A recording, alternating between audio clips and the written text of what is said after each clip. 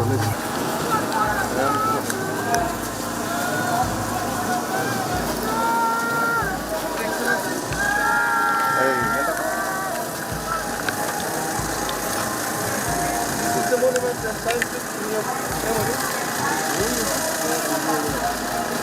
are going to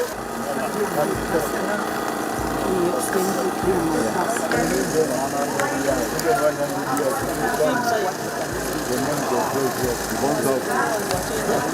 reason behind after 100 years, if people come and see this monument and they will gonna open and see the country.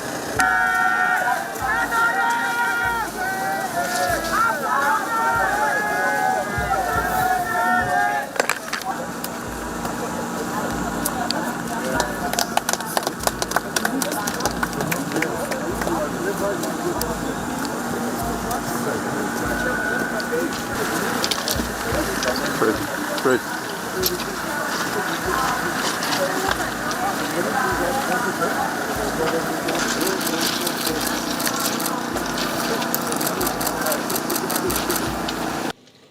By putting you on white, they are showing you excellence, their hearts are clean.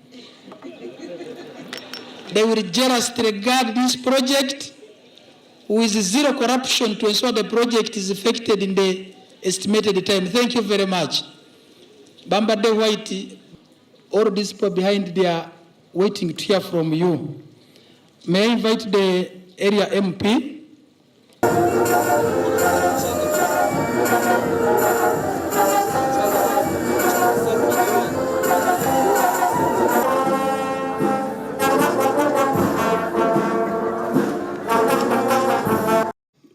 In 1986, when we came into government, we had to kubandura. Kubandura is a Nyankore word meaning to lift a cow which has collapsed. When a cow has collapsed, can't stand up because of sickness, you try to kubandura, to make it stand. In English, we would call it, in the economy, we're calling it minimum recovery. Let the economy recover fast. Umurwadde asooke asobole okuyimirira ave ku buliri. That's what minimum recovery means. So we achieved that. We achieved minimum recovery and we expanded the economy and we diversified it. And now we're introducing new types of economy like the vehicles and so on, manufacturing them here. But our transport system is irrational. And we are going to rationalize it. Why is it irrational? Omujuzo ku luguudo. Buli omu ali ku luguudo. And because the economy recovered, remember we succeeded, the economy recovered. Ebyenfuna byaddawo and growing bikula, but bikulira ku only one system of transport, the road. So that's one problem. Omujuzo. But secondly, the cost and the wastage. Because because of that omujuzo, you don't go full speed. You go stop, traffic. Then the roads are getting damaged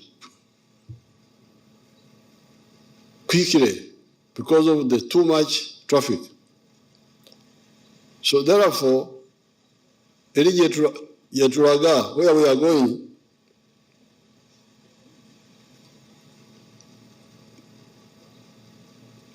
cargo will mainly be on the railway. Cargo, emigugu. Simigugu, ebintu, ebinene, big things, coffee, biki, cargo will be on the railway and on the water. The petroleum, we are going to make pipelines. We are going to make a pipeline from Kenya through Uganda to Congo, and also another pipeline to Tanzania. So amafuta, petroleum will have to go through the pipeline. We will not see motoka bya petrol kurugudo. Abagaga bagenda kutambulira mu nyonyi. Abano ne batuvaako. Ne batulekera oluguudo ffe bwa mwananchi.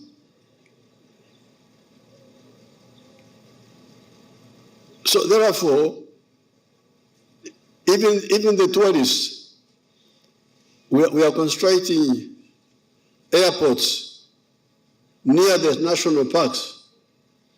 We're going to construct an airport near Chidepo, another one near Windi, another one near Kasese, so that the tourists go straight to the national park.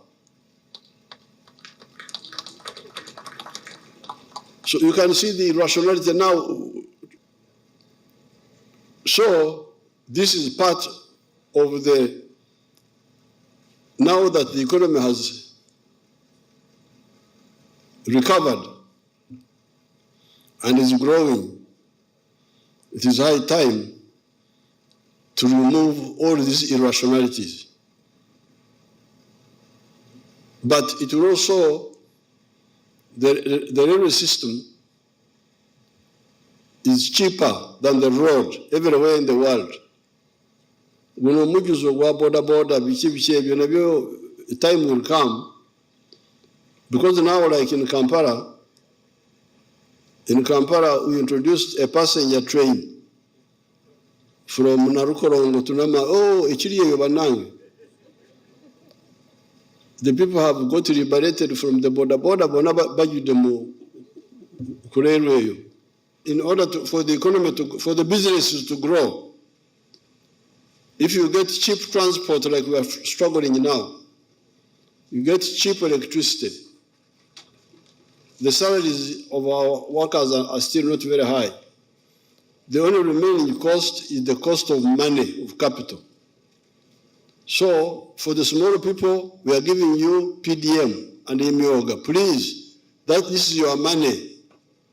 Tezigenda kudda mu government. Your Excellency, I'm happy that you are here now in less than 2 months to launch the construction. As Uganda recognizes that in order for the region to fully benefit from the standard gauge railway, it's essential to expedite the construction of the Naivasha-Kisumu Malaba stretch, and we have already talked to our counterparts in Kenya who have committed to see that construction begin.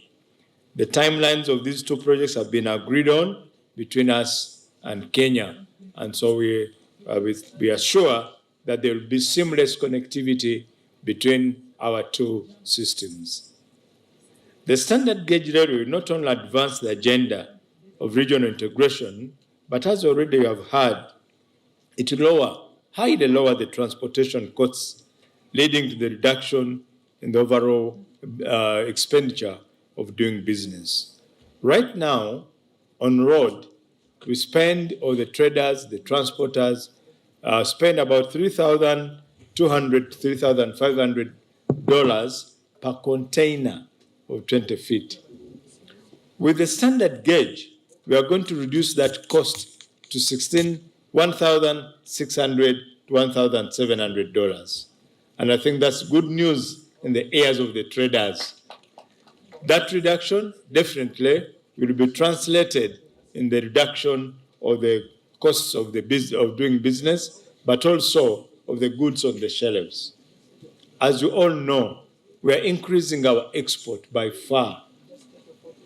While our exports for fresh foods have increased, we have other exports which cannot go, which mainly need the railway.